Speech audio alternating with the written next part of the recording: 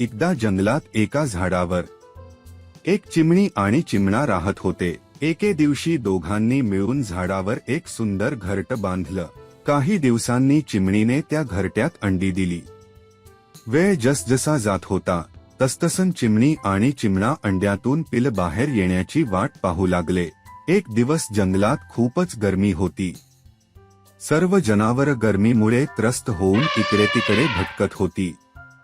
त्याच वेळी एक संतापलेला हत्ती तिथे आला.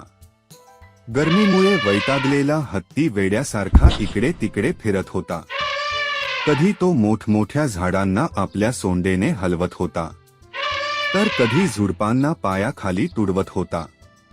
जोरजोराने गजावत होता आणि लहान लहान प्राणी त्याचा हा रौद्र रूप पाहून घाबरून गेले.